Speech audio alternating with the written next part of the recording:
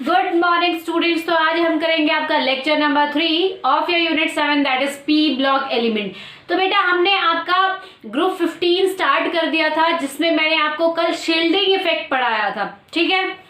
और shielding effect का आपका एटॉमिक या आयनिक साइज पे क्या फर्क पड़ता है वो हमने कल डीपली किया था। आज हम आपकी नेक्स्ट फिजिकल प्रॉपर्टी करेंगे, that is your second property, that is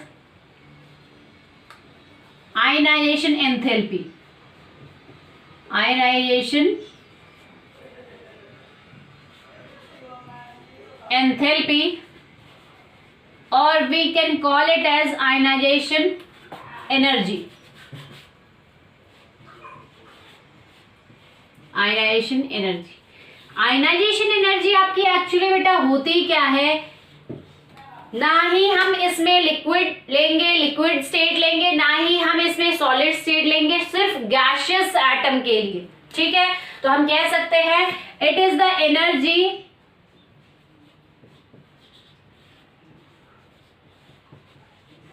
required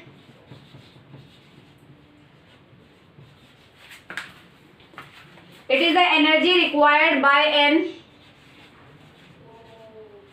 isolated gaseous atom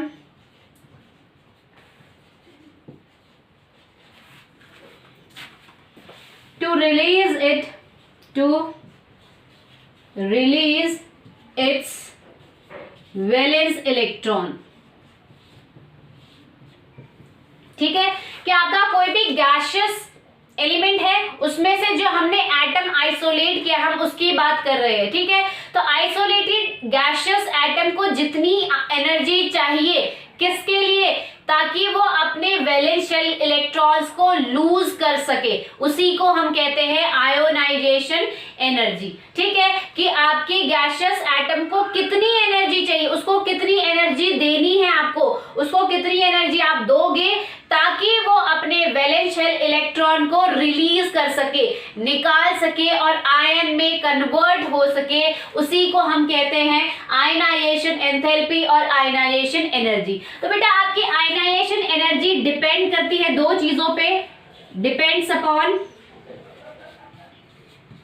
shielding effect and effective nuclear charge.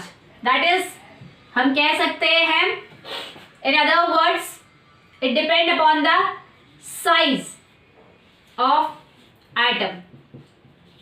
ठीक है बेटा, आपको पता है कि जैसे जैसे आप डाउन द ग्रुप जाते हो शील्डिंग इफेक्ट इंक्रीज होता है एंड इफेक्टिव न्यूक्लियर चार्ज आपका डिक्रीज होता है। ठीक है, ये कल हम आपका पढ़ चुके हैं। बेटा देखो, आप अगर नाइट्रोजन का केस ले, नाइट्रोजन से जैसे ही आप फास्फोरस पे आते हो क्या होता है, सडनली ड्रास्टिक चेंज होता है आपके एटॉमिक साइज में, एटॉमिक रेडियस में आपका एकदम से 40 पिकोमीटर इंक्रीज होता है। क्यों? क्योंकि वहां पे एन नाइट्रोजन और फास्फोरस में आपके सिर्फ s और p ऑर्बिटल थे, और s और p ऑर्बिटल का मैंने आपको बताया था क्योंकि वो न्यूक्लियस के बहुत ज्यादा क्लोज रहते हैं और न्यूक्लियस को सराउंड करके रखते हैं। s ऑर्बिटल अच्छे से सराउंड करके रखता है, उसके बाद p ऑर्बिटल पार्शियली सराउंड करके रखता है। तो वो क्या करते हैं, न्यूक्लियस के चार्ज को क्या करेंगे, स्क्रीन करके रखेंगे, प्रोटेक्ट करेंगे, ताकि न्यूक्लियस अपने पॉजिटिव चार्ज की वजह से बाहर वाले वैलेंस शेल इलेक्ट्रॉन को अट्रैक्ट ना कर सके। ठीक है, इसलिए s और p orbital maximum screening effect आपके शो करेंगे और साथ ही साथ जो बाहर के वैलेंस इलेक्ट्रॉन है उनको रिपेल करते रहेंगे, उनको नजदीक नहीं आने देंगे। तो हम कह सकते हैं जैसे जैसे आप डाउन द ग्रुप जाते हो, ग्रुप 15 में आपका साइज इंक्रीज होता है, साइज इंक्रीज हो रहा है, उसके बाद साइज इंक्रीज हो रहा है। क्यों? क्योंकि आपके नंबर ऑफ शेल्स इंक्रीज हो रहे हैं। और जैसे आप फास्फोरस से नीचे जाते हो, आर्सेनिक, एंटीमनी, बिस्मुथ, वहां क्या आ जाता है आपका डी और एफ ऑर्बिटल आ जाता है। डी और एफ ऑर्बिटल आपको पता है उनकी पुअर शील्डिंग इफेक्ट है। वो पुअर शील्डिंग इफेक्ट कॉज करते हैं। तो जितना s और p ऑर्बिटल शो कर रहे थे स्क्रीनिंग इफेक्ट, और उसके वजह से जितनी ज्यादा रिपल्शन हो रही थी,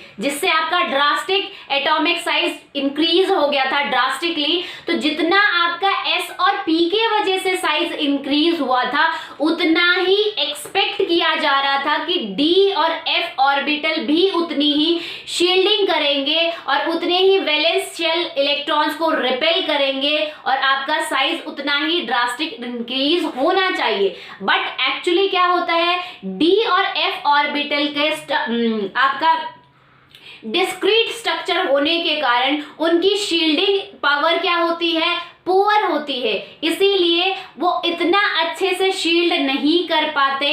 और जैसे ही आप नीचे की तरफ जाते हो, आपका इतना ज्यादा ड्रास्टिक इंक्रीज नहीं होता, धीरे धीरे आपका एटॉमिक रेडियस इंक्रीज होता है। ठीक है, ये बात हम समझ चुके थे। तो हम कह सकते हैं जैसे जैसे आप डाउन द ग्रुप जा रहे हो, शील्डिंग इफेक्ट नो डाउट आपका इंक्रीज हो रहा है। पहले दो केसेस में जहां पे नाइट्रोजन और फास्फोरस में सिर्फ s और p ऑर्बिटल थे, ज्यादा स्क्रीनिंग इफेक्ट हो रहा था, ज्यादा दिखाई दे रहा था। बट नीचे भी देगा, ऐसा नहीं है कि d और f ऑर्बिटल आ गए हैं तो आपका स्क्रीनिंग इफेक्ट नहीं होगा।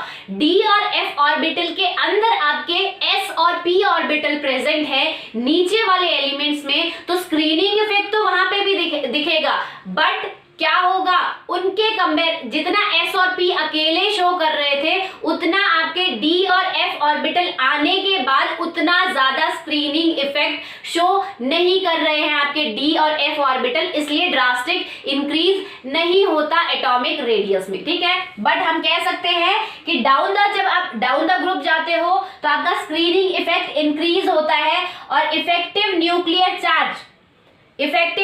चार्ज इसके कंपेयर में अगर देखा जाए तो रिसेसिव डोमेन आपका स्क्रीनिंग इफेक्ट होता है, डोमिनेटिंग कैरेक्टर आपका स्क्रीनिंग इफेक्ट होता है।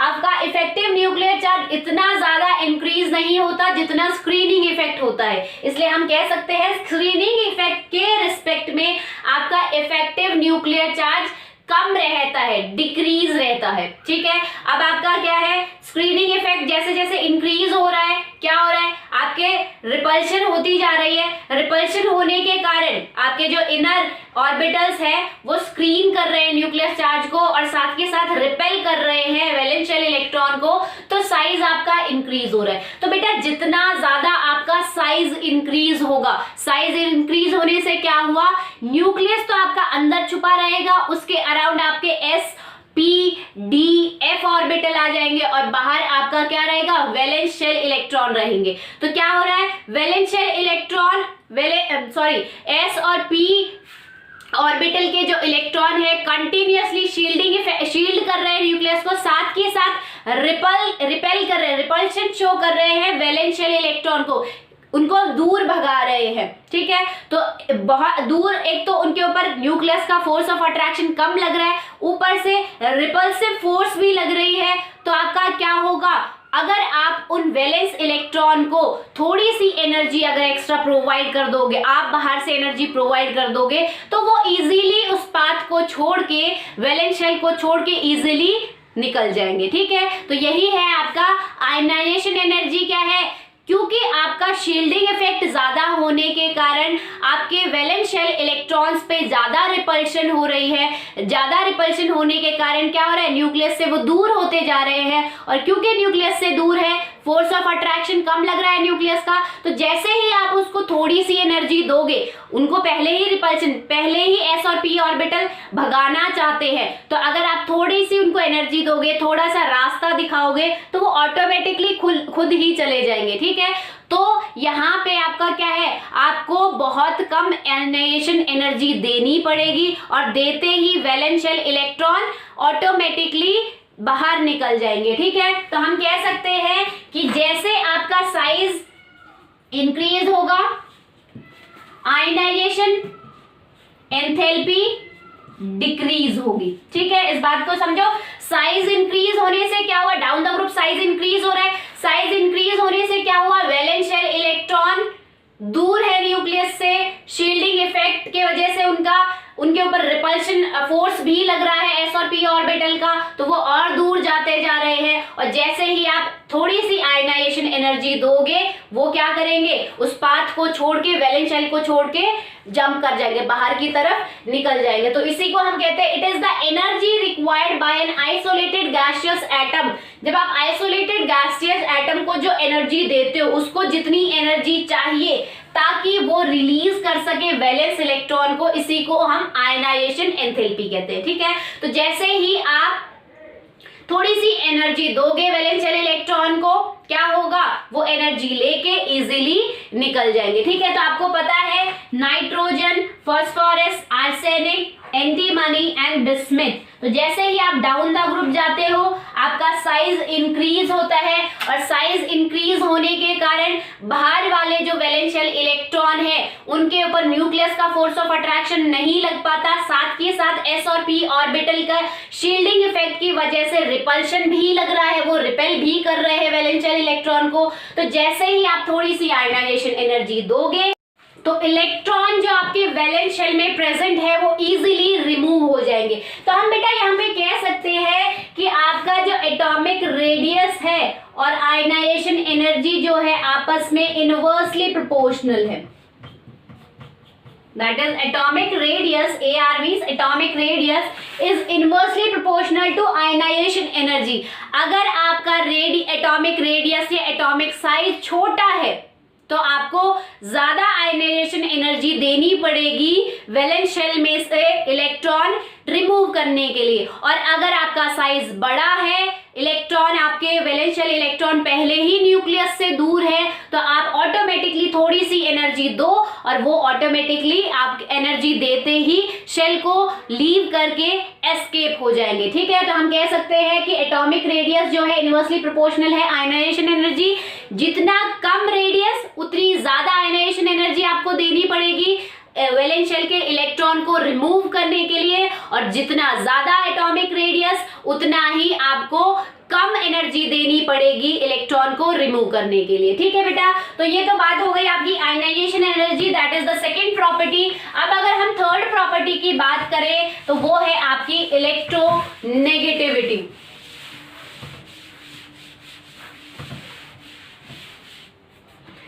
Third property is your electronegativity.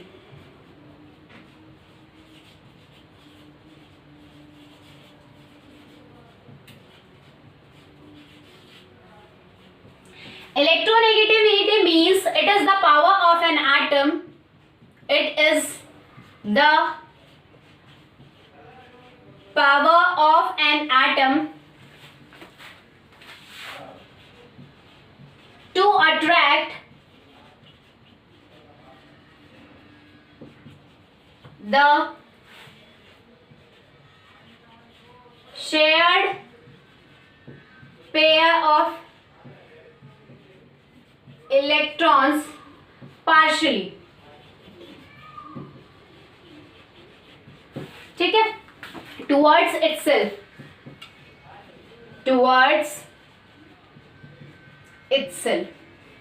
ठीक है बेटा, किसी भी एटम की वो पावर जिससे वो शेयर जो जिसके साथ बॉन्ड बना रहा है उस इलेक्ट्रॉन क्लाउड को अपनी तरफ अट्रैक्ट करने की पावर को हम कहते हैं आपकी इलेक्ट्रोनेगेटिविटी। फॉर एग्जांपल मान लो ये आपका हाइड्रोजन है, हाइड्रोजन का एक एटम इस साइड ऐसे इसका ये पाथ है रिवॉल्विंग का, ये आपका क्लोरीन है, क्लोरीन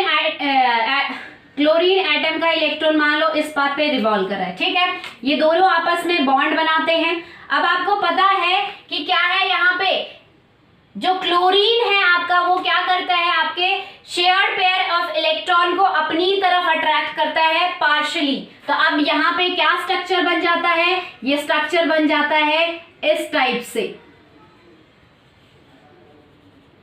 ठीक है, तो हम कह सकते हैं कि क्लोरीन एटम ने क्या किया है, क्लोरीन एटम में वो पावर है या क्लोरीन एटम की वो पावर जिससे वो शेयर्ड पेयर ऑफ इलेक्ट्रॉन को अपनी तरफ अट्रैक्ट कर रहा है पार्शियली, उसी पावर को हम कहते हैं इलेक्ट्रोनेगेटिविटी। ठीक है, तो किसी भी एटम की वो पावर जिससे वो शेयर्ड पेयर ऑफ इलेक्ट्रॉन को अपनी तरफ कंप्लीटली नहीं पार्शियली अट्रैक्ट करे, उसी पावर को हम कहते हैं बेटा इलेक्ट्रोनेगेटिविटी। तो अगर हम बात करें कि आपकी इलेक्ट्रोनेगेटिविटी किसके ऊपर डिपेंड करती है, तो इट्स डिपेंड्स ऑन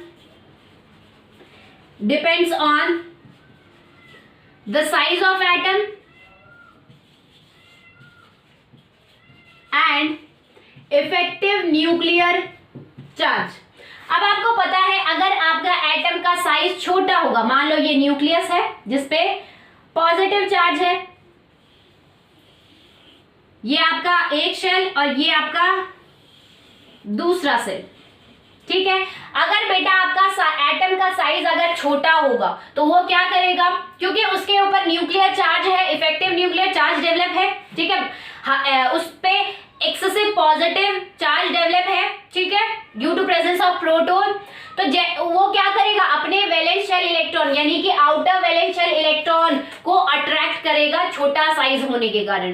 ठीक है, क्यों अट्रैक्ट कर रहा है, क्योंकि जो वैलेंस शेल है छोटे एटम में, न्यूक्लियस और वैलेंस शेल एटम के बीच में ज्यादा गैप नहीं होता है, ज्यादा शेल्स नहीं होते हैं, इसीलिए वो क्या करेगा, न्यूक्लियस वैलेंस शेल इलेक्ट्रॉन को अट्रैक्ट करेगा। ठीक है, अगर हम दूसरी तरफ बात करें तो आपका मतलब वैलेंस शेल इलेक्ट्रॉन को अट्रैक्ट कर रहा है। अब अगर किसी और का भी एटम इसके सराउंड में आ जाता है तो न्यूक्लियस उस एटम को भी थोड़ा बहुत अट्रैक्ट करने की कोशिश करेगा, कंप्लीटली नहीं, पार्शियली अट्रैक्ट करने की कोशिश करेगा। ठीक है, तो इसी पावर को, इस एटम की इसी पावर को, इसी अट्रैक्टिंग पावर को हम कहते हैं इलेक्ट्रोनेगेटिविटी। तो अगर साइज छोटा होगा, न्यूक्लियस और वैलेंस शेल इलेक्ट्रॉन के बीच में गैप कम होगा, कम होने से न्यूक्लियस अपने इलेक्ट्रॉन को तो अट्रैक्ट कर ही रहा है, साथ ही साथ जो शेयर्ड इलेक्ट्रॉन है, जो उसके आसपास जो बॉन्डेड इलेक्ट्रॉन है, क्योंकि आपको पता है वैलेंस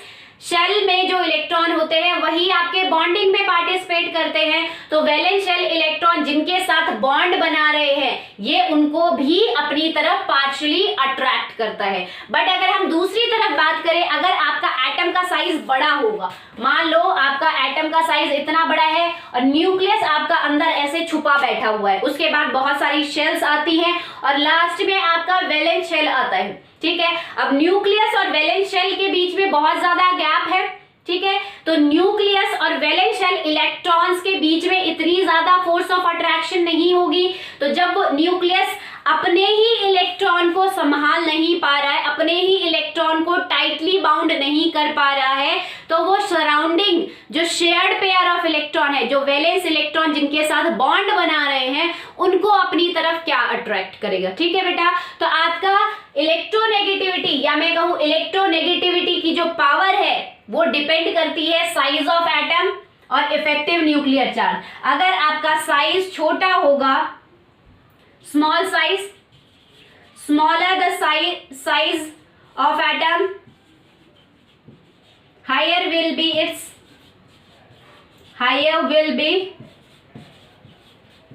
इट्स इलेक्ट्रोनेगेटिविटी। जितना छोटा एटम उतनी ही उसकी इलेक्ट्रोनेगेटिविटी ज्यादा, जितना बड़ा एटम उतनी ही उसकी इलेक्ट्रोनेगेटिविटी कम। अब आपको पता है 15th ग्रुप में पहले nitrogen, phosphorus, then arsenic, antimony and bismuth. तो जैसे जैसे आप डाउन द ग्रुप जाते हो साइज आपका क्या होता है, साइज बड़ा होता जाता है, साइज इंक्रीजेस। तो अभी हमने क्या पढ़ा कि आपका अगर साइज बड़ा होगा तो क्या होगा, न्यूक्लियस कम फोर्स से अट्रैक्ट कर पाएगा, न्यूक्लियस अपने ही वैलेंस इलेक्ट्रॉन को टाइटली बाउंड नहीं कर पा रहा, तो वो उसके आसपास आने वाले एटम्स को क्या बाउंड करेगा। ठीक है, इसीलिए साइज इंक्रीज होगा तो इलेक्ट्रोनेगेटिविटी डिक्रीजेस। ठीक है, साइज अगर बड़ा तो इलेक्ट्रोनेगेटिविटी कम, साइज अगर छोटा तो इलेक्ट्रोनेगेटिविटी ज्यादा। तो बेटा अगर हम यहाँ देखें नाइट्रोजन की इलेक्ट्रोनेगेटिविटी होती है 3.0, फॉस्फोरस की 2.1, आर्सेनिक की 2.0, एंटीमनी की 1.9 एंड बिस्मिथ की भी 1.9 होती है। तो आप देख सकते हो कि जैसे जैसे आप डाउन द ग्रुप जा रहे हो आपके एटम्स का साइज इंक्रीज होता जा रहा है, और साइज इंक्रीज होने की वजह से जो इलेक्ट्रोनेगेटिविटी है वो भी डिक्रीज होती जा रही है। अब बात आती है कि आपकी जो आपकी एंटीमनी और बिस्मिथ है उन दोनों का फिर इलेक्ट्रोनेगेटिविटी बिल्कुल सेम क्यों है? क्योंकि इन दोनों के एटॉमिक रेडियस में ज्यादा फर्क नहीं होता। आपकी एंटीमनी का होता है 141 पिकोमीटर और इसका होता है बिस्मिथ का 148 picometre. So due to the negligible difference between their atomic radii, इसीलिए उनकी इलेक्ट्रोनेगेटिविटी भी ऑलमोस्ट सेम ही रहती है। ठीक है बेटा, तो ये आपकी इलेक्ट्रोनेगेटिविटी का ट्रेंड हुआ।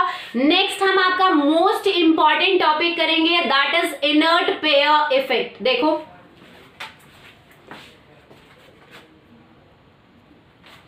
तो बेटा अगर इनर्ट पेयर इफेक्ट की बात करें, मैंने आपको ये एक टॉपिक अलग से निकाल के पढ़ा रही हूँ क्योंकि इसके बाद जो आपकी मेल्टिंग बॉइलिंग पॉइंट की जो प्रॉपर्टीज आएंगी, या मैं कहूँ ऑक्सीडेशन स्टेट की आएंगी, या फिर आपकी इलेक्ट्रॉन गेन एंथैल्पी आएगी, वो टोटली आपकी इसी के ऊपर बेस्ड है। इसीलिए पहले हम आपकी ये प्रॉपर्टी पढ़ लेते हैं, उसके बाद उन सारी प्रॉपर्टीज को समझना बहुत ईजी होगा और जल्दी जल्दी आपका वो पोर्शन कंप्लीट होता जाएगा। ठीक है बेटा, तो ये बहुत मोस्ट इंपॉर्टेंट है आपका।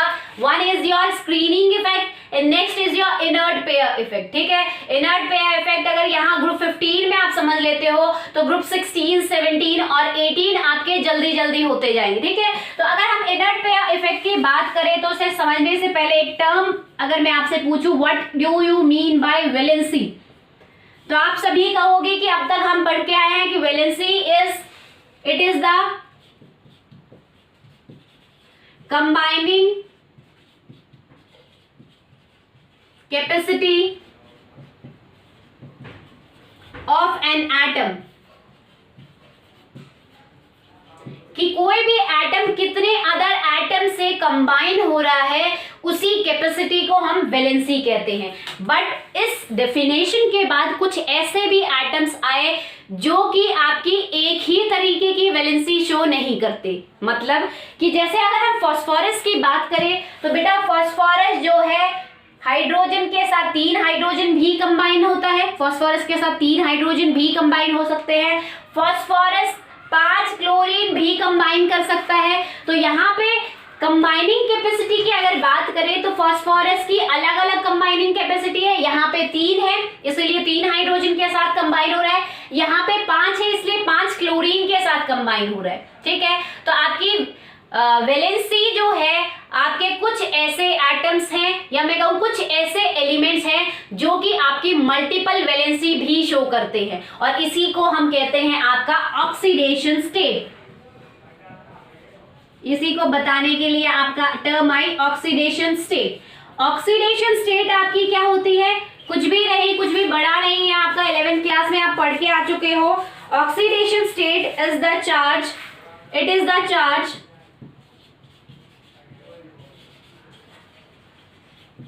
present on an atom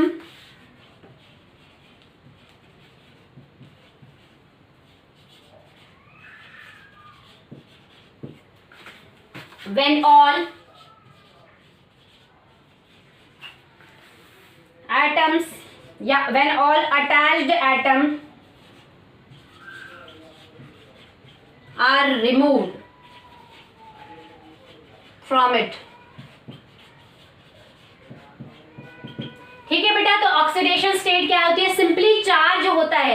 किसी भी एटम के ऊपर चार्ज जो है कब डेवलप हुआ? जब आपने उससे अटैच सारे एटम्स को रिमूव कर दिया है, और रिमूव करने के बाद जो आपका चार्ज डेवलप हुआ है उसी को हम कहते हैं ऑक्सीडेशन स्टेट। फॉर एग्जाम्पल अगर आप नाइट्रोजन की बात करते हो तो नाइट्रोजन आपके 3 हाइड्रोजन से कंबाइन होता है। ठीक है, तो अगर हम तीनों हाइड्रोजन को हटा दे, ठीक है, तीनों हाइड्रोजन आपके H पॉजिटिव की तरह कैसे हट जाएंगे, तो आपके नाइट्रोजन के ऊपर क्या चार्ज आया? N3 negative. ठीक है बेटा, इसी चार्ज को हम कहते हैं ऑक्सीडेशन स्टेट। ठीक है, कि जब भी कोई भी एटम के साथ जितने भी अदर एटम अटैच्ड है या बाउंड है, अगर आप उनको हटा देते हो और हटाने के बाद क्या चार्ज आता है वही आपको बताता है चार्ज क्या है। ठीक, वही बताता है आपका ऑक्सीडेशन स्टेट क्या है। अब ये तो नेगेटिव की बात हो गई। अगर हम पॉजिटिव की बात करें तो पॉजिटिव कब होगा? मान लो कि आपका एक एटम है, उसके साथ अगर हम कोई दूसरा electronegative more electronegative atom attach करें तो वो क्या करेगा? जो लेस इलेक्ट्रोनेगेटिव एटम है उसके सारे इलेक्ट्रॉन, अगर आप मोर इलेक्ट्रोनेगेटिव एटम को रिमूव करते हो ताकि आपको चार्ज पता लगे, तो क्या होगा? More electronegative atom less electronegative atoms को, लेस इलेक्ट्रोनेगेटिव एटम के इलेक्ट्रॉन्स को लेके निकल जाएगा, तो ऑटोमेटिकली लेस इलेक्ट्रोनेगेटिव एटम के ऊपर क्या चार्ज आ जाएगा? पॉजिटिव चार्ज आ जाएगा। ठीक है, जैसे यहाँ पे आपका नाइट्रोजन ज्यादा मोर इलेक्ट्रोनेगेटिव था, तो अगर हम यहाँ से हाइड्रोजन रिमूव करते हैं तो हाइड्रोजन क्या करेगा? अपने इलेक्ट्रॉन्स यहीं पे छोड़ के चला जाएगा और सिंपली आपका रिमूव हो जाएगा। दैट्स व्हाई नाइट्रोजन के ऊपर आता है नेगेटिव चार्ज। बट अगर यहाँ पे हम कोई मोर इलेक्ट्रोनेगेटिव एटम लगा देते हैं और अगर उसको रिमूव करेंगे तो वो इन शेयर्ड इलेक्ट्रॉन को साथ लेके रिमूव हो जाएगा और तब उस एटम के ऊपर आपका आता है पॉजिटिव चार्ज। और यही नेगेटिव और पॉजिटिव चार्ज जो कि डेवलप होता है अटैच्ड एटम को हटाने के बाद किसी भी पर्टिकुलर एटम पे, उसी को हम आपका कहते हैं ऑक्सीडेशन स्टेट। ठीक है बेटा, तो अगर हम बात करें आपकी ग्रुप ऑक्सीडेशन स्टेट की, ये तो आपकी ऑक्सीडेशन स्टेट हो गई। अब नेक्स्ट अगर बात करें कि ये ऑक्सीडेशन स्टेट आपकी ग्रुप 15 में कैसे काम आ रही है। ठीक है, तो ग्रुप 15 एलिमेंट जो है, या मैं कहूं ग्रुप 15 जो नाइट्रोजन फैमिली है, वो एक जर्नल ऑक्सीडेशन स्टेट शो करता है जो कि है आपकी +5। ठीक है, जैसे फॉर एग्जांपल मान लो कोई आपकी गुप्ता फैमिली है, उसमें सारे कैंडिडेट चाहे बच्चा हो, बड़ा हो या बूढ़ा हो, सारे 2 चपातीज खाते हैं। ठीक है, एक टाइम में ब्रेकफास्ट हो, लंच हो, डिनर हो, हर टाइम में वो 2-2 चपाती खाते हैं। 2 तो खानी है ही उनको। अगर कुछ अच्छा टेस्ट है तो वो 3 भी खा सकते हैं, 4 भी खा सकते हैं, बट उनकी कॉमन क्या है कि उनको 2 तो खानी ही है।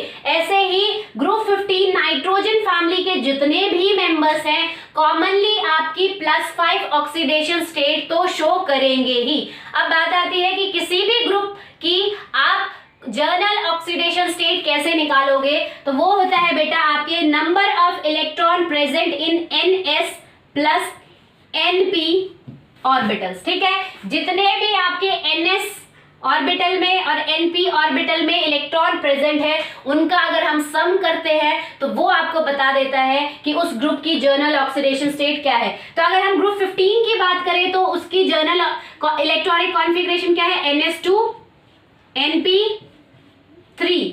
तो अगर आप NS के इलेक्ट्रॉन प्लस करोगे 2 प्लस NP के इलेक्ट्रॉन कितने हैं? 3, दैट इज 5। इसीलिए आपके इस ग्रुप की ऑक्सीडेशन स्टेट होती है +5। अब ये आपका इनर्ट पेयर इफेक्ट क्या करता है? फिर इनर्ट पेयर इफेक्ट ही आपको बताता है, या मैं कहूं according to inert pair effect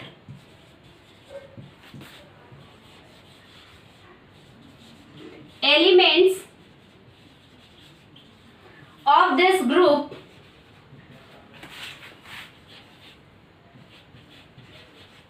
show other valency, other या oxidation state also, which are 2 unit less then the group oxidation state or preceding oxidation state। ठीक है, इनर्ट पेयर इफेक्ट क्या काम करता है बेटा? इस ग्रुप ऑक्सीडेशन स्टेट के अलावा जो भी ऑक्सीडेशन स्टेट आपके एलिमेंट शो करते हैं, मतलब इस +5 ऑक्सीडेशन स्टेट के अलावा जितनी भी ऑक्सीडेशन स्टेट आपके ये एलिमेंट्स ग्रुप 15 के एलिमेंट जो भी शो करेंगे वो आपको कहां से पता चलेगी, इसी इनर्ट पेयर इफेक्ट से। ठीक है, तो मान लो, और इनर्ट पेयर इफेक्ट आपका क्या कहता है कि according to inert pair effect of this group shows other oxidation state also, ये ग्रुप जो है +5 के अलावा भी ऑक्सीडेशन स्टेट शो करेगा, और वो कौन कौन सी होंगी, which are 2 unit less than group oxidation state और प्रीसीडिंग ऑक्सीडेशन स्टेट। वो जो ऑक्सीडेशन स्टेट है, जो अदर ऑक्सीडेशन स्टेट है, +5 से जो अलग ऑक्सीडेशन स्टेट इस ग्रुप के एलिमेंट शो करेंगे, वो 2 यूनिट कम होगी, किससे, जो आपकी ग्रुप ऑक्सीडेशन स्टेट है या फिर जो भी प्रीसीडिंग ऑक्सीडेशन स्टेट है उससे 2 यूनिट कम होगी। फॉर एग्जांपल, अगर आपका ग्रुप ऑक्सीडेशन स्टेट 5 है, हमने बताया है ग्रुप 15 की कॉमन ऑक्सीडेशन स्टेट या जर्नल ऑक्सीडेशन स्टेट आपकी आती है +5, तो इससे 2 यूनिट कम, लेस देन 2 यूनिट, कितनी होगी, +3, और उससे 2 यूनिट कम +1। ठीक है, तो आपके ये ग्रुप है, ग्रुप 15 जो एलिमेंट है ये इन तीनों ऑक्सीडेशन को शो करते हैं। ग्रुप 15 एलिमेंट +5 तो आपकी कॉमन ऑक्सीडेशन स्टेट है, कैसे निकली पता चल गया, क्यों शो करते हैं वो भी मैं आपको बताऊंगी। ठीक है, बट उसके अलावा जो ये +3 और +1 जो ऑक्सीडेशन स्टेट है ये किसके वजह से है, due to inert pair effect. और इनर्ट पेयर इफेक्ट कहता है कि अगर ग्रुप ऑक्सीडेशन स्टेट के अलावा जो भी ऑक्सीडेशन स्टेट होगी वो लेस देन क्या होगी, less than 2 unit of group oxidation state, group oxidation state से 2 यूनिट कम, या फिर प्रीसीडिंग पहले वाले से 3 से 2 यूनिट कम +1। अब बात आती है कि प्लस के बाद आपका 0 और फिर -1 आ जाता है, यानी कि आप +1 के पीछे चलोगे, +1 के 2 यूनिट और पीछे चलोगे तो आपका क्या आएगा, -1 आ जाता है। तो क्या ये -1 शो नहीं करेगी, सिर्फ प्लस वाली ही ऑक्सीडेशन शो करेगी। तो बेटा मैं आपको बता दूं कि कुछ ही एलिमेंट है, बहुत कम ऐसे एलिमेंट है जो कि माइनस ऑक्सीडेशन स्टेट शो करते हैं, और वो कौन से होते हैं, वो सिर्फ आपके हाईली इलेक्ट्रो नेगेटिव एलिमेंट ही शो करते हैं। ठीक है,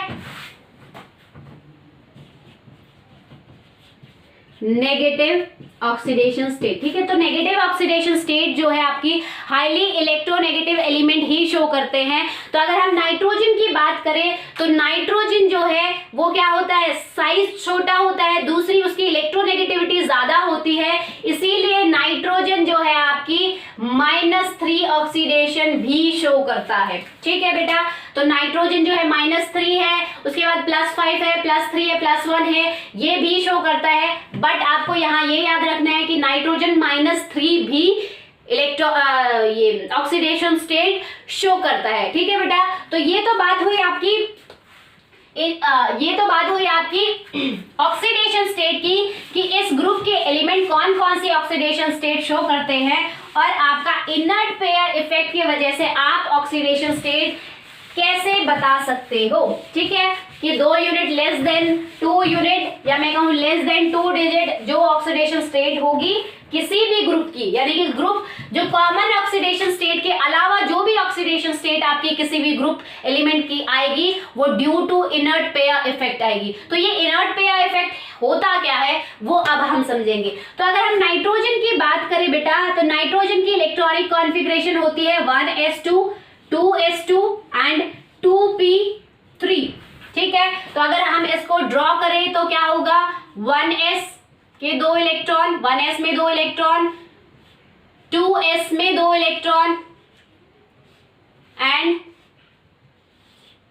2p में 2 electron. This is px, 2px, 2py and 2pz। तो यहाँ पे आपके 3 इलेक्ट्रॉन। ठीक है, ये आपकी इलेक्ट्रॉन डिस्ट्रीब्यूशन है या फिलिंग ऑफ इलेक्ट्रॉन, आप ऐसे करते हो।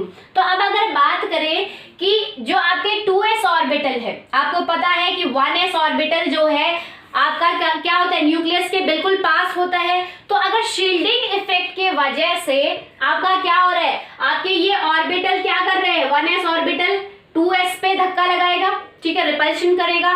तो ये 2s जो ऑर्बिटल के इलेक्ट्रॉन जो है इनके पास क्या कोई ऑप्शन है कि ये कहीं और प्रमोट हो सकते हैं या जंप हो सकते हैं, तो इनके पास कोई डी ऑर्बिटल नहीं होता है, कोई भी डी ऑर्बिटल नहीं होता है, कोई भी डी एम्प्टी शेल नहीं होता, क्योंकि ये आपका कौन सा सेल है, सेकंड सेल है, और सेकंड सेल में सिर्फ आपका एस और पी होता है, तो इसके पास कोई भी ऑप्शन नहीं है कि ये प्रमोट होके आपका कहीं और डी ऑर्बिटल में जा सके। इसीलिए आपका जो नाइट्रोजन है वो सिर्फ आपका ये क्या है, वैलेंस इलेक्ट्रॉन है, ये सिर्फ आपके, क्योंकि ये बॉन्डिंग में पार्टिसिपेट करते हैं, तो नाइट्रोजन आपका -3 ऑक्सीडेशन शो करेगा। ठीक है, तो नाइट्रोजन की एक लिमिटेशन है कि उसके पास कोई भी एम्प्टी डी ऑर्बिटल नहीं है, इसीलिए उसका जो ये 2s का जो इलेक्ट्रॉन है वो प्रमोट नहीं हो सकते। ठीक है, so we will not talk about है ऑफ नाइट्रोजन। अब हम बात करते हैं फास्फोरस की। ठीक है, तो अगर हम फास्फोरस की बात करें तो आपको पता है फास्फोरस का इलेक्ट्रॉनिक कॉन्फ़िगरेशन क्या होती है, 1s2, 2s2, 2p3, 2p6, 3s2 and 3p3। ठीक है, ये आपकी इलेक्ट्रॉनिक कॉन्फ़िगरेशन होती है। अब अगर हम इसमें यहाँ पे फिलिंग करते हैं बेटा, तो देखो यहाँ पे मान लो 1s है, 2 इलेक्ट्रॉन, यहाँ पे आप 1s है, ये आपका 2s है, सॉरी 2s है, 2 इलेक्ट्रॉन, ये आपका 2p है जिसमें आपके ऑलरेडी 6 इलेक्ट्रॉन फिल है, 2p है, 6 इलेक्ट्रॉन फिल है। अब नेक्स्ट बात करें वैलेंस शेल की, तो देखो कितना है आपका 3s, 2 इलेक्ट्रॉन है। ठीक है, 3p, 1, 2, 3 इलेक्ट्रॉन है, और आपको पता है कि आपका ये नंबर n की वैल्यू क्या है, 3, यानी कि थर्ड सेल है, और थर्ड सेल में s भी आता है, p भी आता है और d भी आता है। ठीक है, बट नाइट्रोजन में सिर्फ सेकेंड सेल तक था, इसीलिए सिर्फ s और p ही थे, तो ये हो गया आपका 3p and this is your 3d।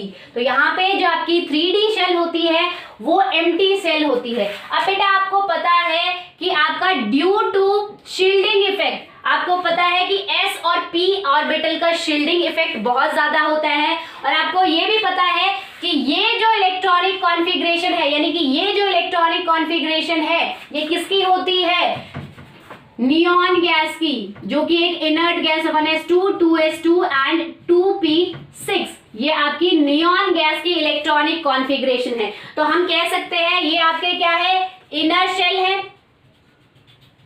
ठीक है, ये इनर्ट कॉन्फ़िगरेशन है किसकी, नियॉन गैस की, इसीलिए ये क्या करेंगे, इनके पास क्या है, बहुत ज्यादा हाई शील्डिंग या बहुत ज्यादा हाई स्क्रीनिंग इफेक्ट शो करेंगे, और ये किसको स्क्रीन करेंगे, आपके न्यूक्लियस को ये s और p, क्योंकि मैंने आपको बताया था प्रीवियस लेक्चर, आप याद करो स्क्रीनिंग इफेक्ट का, कि s और p ऑर्बिटल की बहुत ज्यादा स्क्रीनिंग पावर होती है, बहुत ज्यादा शील्डिंग इफेक्ट होता है। स्क्रीनिंग और शील्डिंग इफेक्ट एक ही चीज है। ठीक है, तो बहुत ज्यादा स्क्रीनिंग पावर होता है, तो ये क्या करते हैं, न्यूक्लियस को तो स्क्रीन करते ही है, साथ ही साथ उसके बाद जो वैलेंस इलेक्ट्रॉन है उनको रिपेल करते हैं। तो कंटिन्यूअसली, क्योंकि ये हाईली शील्ड कर रहे हैं, तो कंटिन्यूअसली इस 3s ऑर्बिटल के इलेक्ट्रॉन को क्या करेंगे, ये इलेक्ट्रॉन, इनर इलेक्ट्रॉन क्या करेंगे, कंटिन्यूअसली रिपेल करेंगे, और क्योंकि कंटिन्यूअसली रिपेल हो रहा है तो इसके पास एक ऑप्शन है कि ये इलेक्ट्रॉन प्रमोट होके कहां चला जाएगा, डी ऑर्बिटल में जा सकता है। ठीक है, तो अगर हम नॉर्मली बात करें तो यहाँ पे इस क्या बोलते हैं, आपके 3p में जो वैलेंस इलेक्ट्रॉन है ये आपकी +3 ऑक्सीडेशन स्टेट भी शो करते हैं, यानी कि फास्फोरस ऑल्सो शो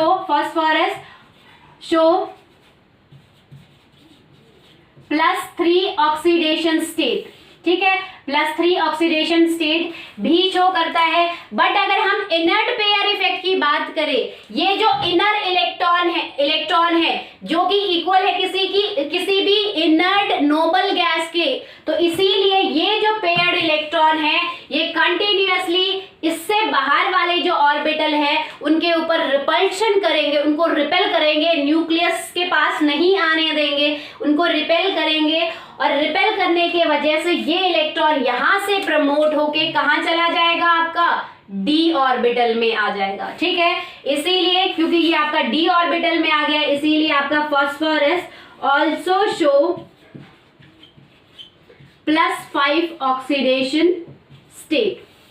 ठीक है बेटा, तो आपको समझ में आ गया कि +3 ऑक्सीडेशन स्टेट क्यों शो करता है और +5 ऑक्सीडेशन स्टेट क्यों शो करता है। इन्हीं इनर्ट इलेक्ट्रॉन्स की वजह से हम इस इफेक्ट को कहते हैं इनर्ट पेयर इफेक्ट, क्योंकि यहाँ पे टोटली जो इफेक्ट हो रहा है इन्हीं इलेक्ट्रॉन के रिपल्शन के कारण हो रहा है, इन्हीं इनर्ट पेयर्ड इलेक्ट्रॉन्स के कारण हो रहा है, इसीलिए इस इफेक्ट को हम कहते हैं इनर्ट पेयर इफेक्ट। ठीक है बेटा, अब एक और बात बताओ, चलो और तरीके से अगर हम समझे, ये आपका न्यूक्लियस है, इसके बाद आपका क्या आता है न्यूक्लियस के बाद, this is your 1s, this is your 2s, then your 2p, then is your 3s shell and then is your 3p cell. ठीक है, तो जो ये आपके 1s है, 2s है और आपके जो 2p इलेक्ट्रॉन है ये टोटली फिल है और आपके न्यूक्लियस के बिल्कुल पास है, तो ये क्या करेंगे, इस न्यूक्लियस को शील्ड करके रखते हैं, साथ ही साथ इनको बाहर वाले वैलेंस इलेक्ट्रॉन को क्या करते हैं, रिपेल करते रहते हैं। अब इनका इफेक्ट किसके ऊपर ज्यादा पड़ेगा, पहले s के ऊपर, क्योंकि इनके जस्ट बाहर ही कौन सा है, 3s ऑर्बिटल है, तो ये पहले किसको रिपेल करेंगे, ये 3s ऑर्बिटल में जो इलेक्ट्रॉन प्रेजेंट है इनको रिपेल करेंगे। और रिपल्शन की वजह से क्या होगा, यहाँ पे ये जो दो इलेक्ट्रॉन थे, ये जो पेयर थे, उनको कंटिन्यूअसली रिपल्शन मिल रहा है, तो ये अनपेयर हो गए हैं। ठीक है, इसी इफेक्ट को ये क्यों हो रहा है, due to presence of inert electron या फिर इनर इलेक्ट्रॉन की शील्डिंग पावर ज्यादा होने के कारण रिपल्शन की वजह से ये 3s ऑर्बिटल के इलेक्ट्रॉन को अनपेयर कर रहे हैं, और इसी इफेक्ट को हम कहते हैं इनर्ट पेयर इफेक्ट, क्योंकि ये इनर शेल में जो पेयर्ड इलेक्ट्रॉन है उनके वजह से ये इफेक्ट हो रहा है, इसीलिए हम इसको कह रहे हैं इनर्ट पेयर इफेक्ट। ठीक है बेटा, इतनी बात समझ में आ गई कि पहले हम 1s फिल करते हैं तो 1s रिपल्शन शो करेगा 2s पे, 2s किस पे शो करेगा, 2s और 2s के बाद 2p पे, उसके बाद 3s पे। ठीक है, तो यहाँ पे देखो आपका कौन सा शेल है, 3s पे। ठीक है, तो आपके वैलेंस शेल में से 3s पे पहले रिपल्शन लगेगी और 3s के जो पेयर्ड इलेक्ट्रॉन थे वो अनपेयर्ड हो जाएंगे। अब बात आती है नाइट्रोजन के केस में, तो उनके पास कोई ऑप्शन ही नहीं था। ठीक है, इसीलिए अनपेयरिंग नहीं हो पाई थी। अब बेटा मान लो कि आप घर में रहते हो, आपको कंटिन्यूअसली मकान मालिक ये कह रहा है कि आप जाओ, आपको रिपेल कर रहा है कि आप बस निकलो कहीं यहाँ से, आप मुझे नहीं पता, आप खाली करो मेरा घर। तो अगर आपके पास दूसरा ऑप्शन होगा तो आप तुरंत शिफ्ट हो जाओगे। ठीक है, यहाँ पे भी क्या है, इसके पास दूसरा डी ऑर्बिटल, 3d ऑर्बिटल जो कि एम्प्टी है वो ऑप्शन है, तो ये तुरंत शिफ्ट हो गया। अब नाइट्रोजन के पास सिर्फ 2 शेल होता है, सेकेंड शेल तक ही होता है, सेकेंड शेल में कोई डी ऑर्बिटल नहीं होता एम्प्टी। ठीक है, तो सेकेंड शेल से इलेक्ट्रॉन जाके कहीं और शिफ्ट होने का कोई उसके पास रास्ता ही नहीं है। अगर आपके पास कोई ऑप्शन ही नहीं है, अगर आपने कोई घर ढूंढ ही नहीं रखा, तो आप कहाँ शिफ्ट होगे, आप कंटिन्यूअसली आपके मकान मालिक के ताने सुनते रहोगे। जैसे ये नाइट्रोजन वाले जो इलेक्ट्रॉन थे, इनर इलेक्ट्रॉन थे, वो कंटिन्यूअसली रिपेल कर रहे थे, और जो आपका 2s के जो इलेक्ट्रॉन थे वो वहीं पे प्रेजेंट थे, क्योंकि उन्हें उसके अलावा और कोई ऑप्शन नहीं था, वो रिपेल्शन झेल रहे थे। ठीक है, बट यहाँ पे फास्फोरस के केस में आपका क्या है बेटा कि यहाँ पे D orbital, empty D orbital present होता है, तो इस इनर्ट पेयर इफेक्ट की वजह से जो रिपल्शन हुआ है उससे आपके 3s ऑर्बिटल इजीली अनपेयर्ड हो जाएंगे, और अनपेयर्ड होके अब ये पांचों जो इलेक्ट्रॉन है अनपेयर्ड, ये बॉन्डिंग में हेल्प करेंगे, इसीलिए फास्फोरस जो है +5 भी ऑक्सीडेशन स्टेट शो करता है। ठीक है, नेक्स्ट अगर बात करें हम आपकी, आपकी आर्सेनिक की, तो देखो आर्सेनिक में क्या है, एक और एग्जांपल, इसीलिए फॉस्फोरस PCl3 भी बनाता है और PF5 भी बनाता है। ठीक है, तो अगर आपसे क्वेश्चन पूछा जाए एग्जाम में कि फॉस्फोरस PCl5 और PF5 या PCl3 और PCl5 दोनों क्यों बनाता है, तो उसका रीजन ये है क्योंकि वो मल्टीपल ऑक्सीडेशन स्टेट शो करता है। +3 तो उसकी नॉर्मल ऑक्सीडेशन स्टेट है जब अनपेयरिंग नहीं हुई, but due to inert pair effect उसके जो 3s में जो 2 इलेक्ट्रॉन है वो भी अनपेयर्ड हो जाते हैं और अब 5 इलेक्ट्रॉन अवेलेबल होते हैं बॉन्डिंग के लिए। That's why phosphorus also show +5 oxidation state. ठीक है बेटा, नेक्स्ट अगर बात करें हम आर्सेनिक की या बिस्मथ की या एंटीमनी की, तो लास्ट हम ले लेते हैं आपका बिस्मथ की बात करते हैं। अब आपको पता है कि बिस्मथ का इलेक्ट्रॉनिक कॉन्फ़िगरेशन क्या होता है, ज़ीनॉन, ठीक है, और उससे पहले 6s2 5 4f 6s2 4f14 5d10 and 6p3। ठीक है, हम ये मान के चलते हैं, तो मान लो यहां पे आपका क्या है, अगर हम 6 का ले तो यहां पे देखो ये आपका मान लो यहां करते हैं, ये आपका 6s है, ठीक है, जिसमें 2 इलेक्ट्रॉन है। देन इज योर 6p जिसमें आपके 3 इलेक्ट्रॉन हैं। देन इज योर 6d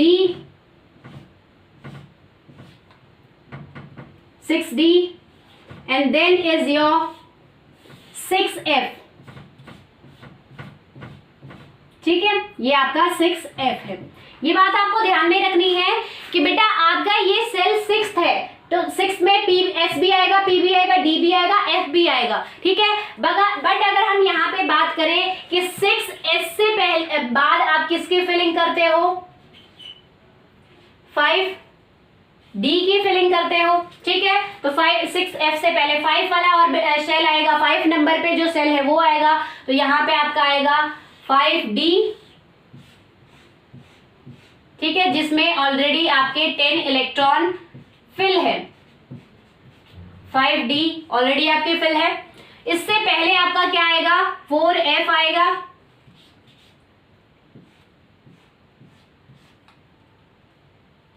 ठीक है, 14 यहां पे भी आपके ऑलरेडी फिल है, ये आपका 4f है। बेटा 5d से पहले आपका क्या आएगा, 5d से पहले जैसे 5p 5s, ठीक है, उसके बाद आपके 4 की सीरीज होगी, तो हम कह सकते हैं कि ये नियरली अप्रोचिंग आपके ऑर्बिटल्स है 4f एंड 5d। ठीक है, यहाँ कंफ्यूज नहीं होना कि यहाँ पे मैम ने पहले 6 लिख रही थी उसके बाद 5 का एक ही क्यों लिखा। यहाँ पे आपका मैं यहाँ लिख देती हूँ, यहाँ पे आपका 5p आएगा, उससे पहले 5s आएगा, देन आपकी 4 की सीरीज ये स्टार्ट हुई है। ठीक है, तो ये नियरली अप्रोचिंग है, इसलिए मैंने आपका यहाँ नहीं लिखा है। एक और बात मैं आपको बता देती हूँ कि आप ये सोचो 6s के बाद हम यहाँ पे 4f 5d लिख रहे हैं, बट मैम ने तो 6s 6p 6d और 6f लिखा है। एक्चुअली में एटम, मैं आपको फर्स्ट क्लास में बता चुकी हूं कि एक्चुअली में एटम इसी सीरीज में प्रेजेंट होता है कि अगर आपका शेल नंबर 6 है तो वहां 6s मिलेगा, इलेक्ट्रॉन 6s में फिल होंगे, 6p में होंगे, 6d में होंगे और 6f में होंगे। बट अफबाउ प्रिंसिपल के अकॉर्डिंग आपके जो इलेक्ट्रॉन है हम इस सीरीज में लिखते हैं, क्योंकि आपकी 4f और 5d सेल की एनर्जी 6s से ज्यादा होती है, इसीलिए हम इनको बाद में लिखते हैं। ठीक है, बट एक्चुअली में आपकी फिलिंग इलेक्ट्रॉन की इसी सीरीज में ही होती है। ठीक है बेटा, तो अगर हम यहाँ बात करें तो देखो आपका क्या है, ये आपका 4f है और ये आपका 5d है। ठीक है, तो आपको पता है कि f और d ऑर्बिटल जो है उनकी क्या होती है, poor shielding effect. Poor shielding का इफेक्ट का मतलब क्या होता है, जैसे जैसे आप डाउन द ग्रुप जा रहे हो आप क्या क्या हो रहा है, नंबर ऑफ इलेक्ट्रॉन इंक्रीज हो रहे हैं। ठीक है, वो आपको एटॉमिक नंबर से पता चल रहा है कि नीचे जाते जाते 83 हो गए आपके। ठीक है, तो उतने ही आपके प्रोटॉन भी हो गए, तो इफेक्टिव चार्ज तो इंक्रीज हो रहा है, है बेटा, उस इफेक्टिव चार्ज को, पहले आपका नाइट्रोजन के पास इफेक्टिव चार्ज कम था, न्यूक्लियस पे चार्ज कितना था, सिर्फ 7 प्रोटॉन थे आपके, बट जैसे ही आप नीचे आ रहे हो 83 प्रोटॉन हो गए। तो पहले जो 7 प्रोटॉन थे उनको कौन शील्ड कर रहा था, उनके फोर्स ऑफ अट्रैक्शन को कौन शील्ड कर रहा था, आपका s and p orbital. But जैसे जैसे आप नीचे आ रहे हो sp तो है, ठीक है, फोर्स ऑफ अट्रैक्शन अब भी इनसे पहले जो sp है वो शील्ड कर रहे हैं, बट उनके बाद जो d और f ऑर्बिटल आ रहे हैं, d और f ऑर्बिटल का स्ट्रक्चर जो होता है डिस्क्रीट होता है। तो जितना s और p ने शील्ड किया था उतना ही, या स्क्रीन किया था उतना ही उम्मीद की जा रही थी कि d और f ऑर्बिटल करेंगे, बट उनका डिस्क्रीट स्ट्रक्चर होने के कारण वो इतनी शील्डिंग नहीं कर पा रहे। उन्हें कोई फर्क नहीं पड़ता कि आपका न्यूक्लियस फोर्स ऑफ अट्रैक्शन मतलब वैलेंस शेल इलेक्ट्रॉन को अट्रैक्ट करे या रिपेल करे, ठीक है, क्योंकि वो खुद ही डिस्क्रीट स्ट्रक्चर, डिस्क्रीट फॉर्म में प्रेजेंट है, डिफ्यूज फॉर्म में प्रेजेंट है। तो वो न्यूक्लियस के चार्ज को कैसे रोक सकते हैं, न्यूक्लियस के फोर्स ऑफ अट्रैक्शन को कैसे रोक सकते हैं, ठीक है बेटा। तो फोर्स ऑफ अट्रैक्शन पहले भी था, अब भी है। पहले s और p ऑर्बिटल के बाद डायरेक्टली आपका वैलेंस शेल इलेक्ट्रॉन आ रहे थे, बट अब आपके s p d f के बाद वैलेंस शेल इलेक्ट्रॉन आ रहे हैं। तो न्यूक्लियर चार्ज इंक्रीज होने के कारण s और p अब भी अपना उतना ही काम कर रहे हैं, बट क्योंकि न्यूक्लियर चार्ज जैसे जैसे आप डाउन द ग्रुप जा रहे हैं, नंबर ऑफ प्रोटॉन इंक्रीज हो रहे हैं, तो उम्मीद की जा रही थी कि ये जो न्यू सेल आ रहे हैं d और f, ये भी उतनी ही स्क्रीनिंग इफेक्ट शो करे, बट ये शो नहीं करते। इस वजह से इनकी पुअर शील्डिंग इफेक्ट है। अब जब इनकी पुअर 4f और 5f की पुअर शील्डिंग इफेक्ट है, तो ये थोड़ा बहुत अगर रिपल्शन 6s को करेंगे भी तो 6x क्या कहेगा कि तुम हटो, तुम तो पहले ही पुअर शील्डिंग इफेक्ट हो। तो ये 6s के जो पेयर्ड इलेक्ट्रॉन है, दे डिनाई टू अनपेयर, ये मना कर देते हैं कि हम अनपेयर नहीं होंगे, क्योंकि ये इतना ज्यादा इनको फोर्स करते ही नहीं है, इनको कोई फर्क नहीं पड़ता कि आपका न्यूक्लियस अट्रैक्ट कर रहा है या रिपेल कर रहा है, ठीक है, ये खुद ही डिस्क्रीट फॉर्म में प्रेजेंट होते हैं। इसीलिए बेटा क्योंकि ये डिनाई करते हैं रिपल्शन का, तो ये बहुत ज्यादा रेयरली शो करते हैं, दे रेयरली